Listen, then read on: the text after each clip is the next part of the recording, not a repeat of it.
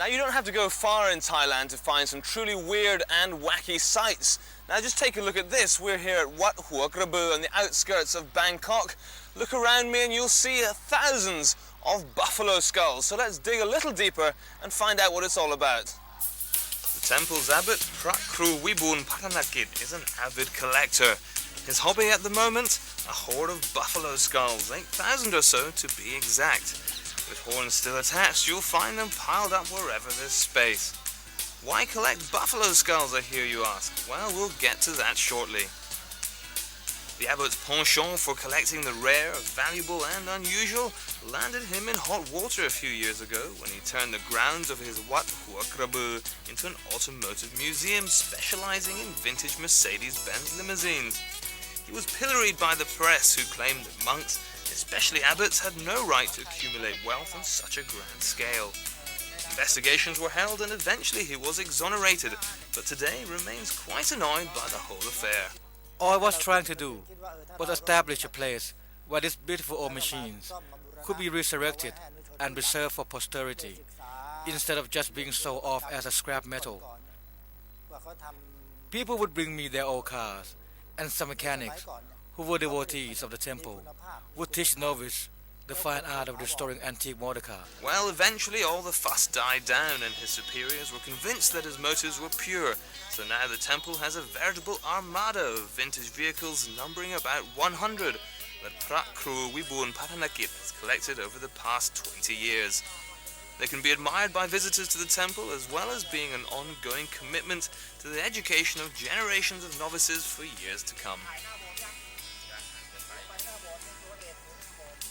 For example, this beautiful yellow number here, which is an absolute vintage of about 40 years old. Now this beautiful car here has in fact been driven by His Majesty the King of Thailand in the past for very special occasions, so it's an absolute beauty, just like all these other ones you see around me.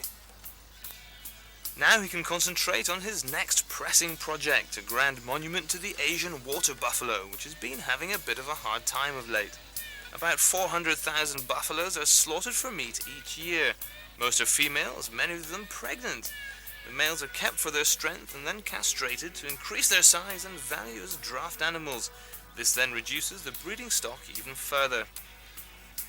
The buffalo population has declined from an estimated 6 million head in 1987 to about 1 million today, and some experts have predicted the buffalo could be extinct in Thailand within 10 years.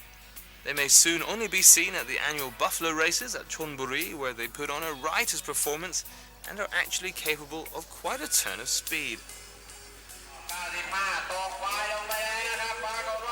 In fact, show business runs in some buffalo's blood.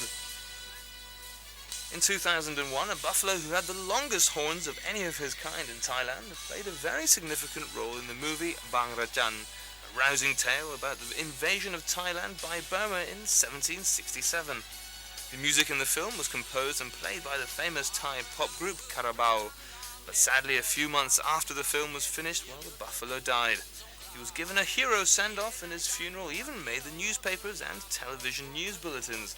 Carabao were presented with his horns as a unique memento. Prakru Wibun Patanakit is determined that the buffalo's contribution to agriculture and show business over the years will not go unrewarded, even if that reward is posthumous. He's planned a 2-storied structure topped with a magnificent spire at the temple, which will be a shrine to all buffaloes. There, all sorts of buffalo memorabilia will be displayed to the admiring masses. So, to reach the actual building, one will travel through a tunnel constructed of buffalo skulls. It's been estimated that it will take 10,000 skulls to create this amazing masterpiece, so he still has a couple of thousand to go. Contributions have been coming at a steady rate from the nearby village of Buffalo Head, which was once a huge population of them, but now many are dying of old age, unfortunately. Prakru Wibun Patanakit prefers skulls from animals that have died a natural death as opposed to those that have met a sticky end at the abattoir. Wat Hua Krabu has become a sanctuary for rescued buffaloes with a small herd in residence.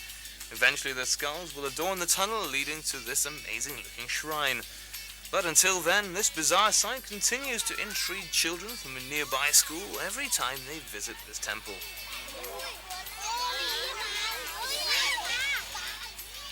So folks, if you have the odd buffalo skull lying around the house and are indeed in a bit of a quandary as what to do with it, well, Prakru Wibun Patanakit will happily take it off your hands, and you'll know it's a good home to go to.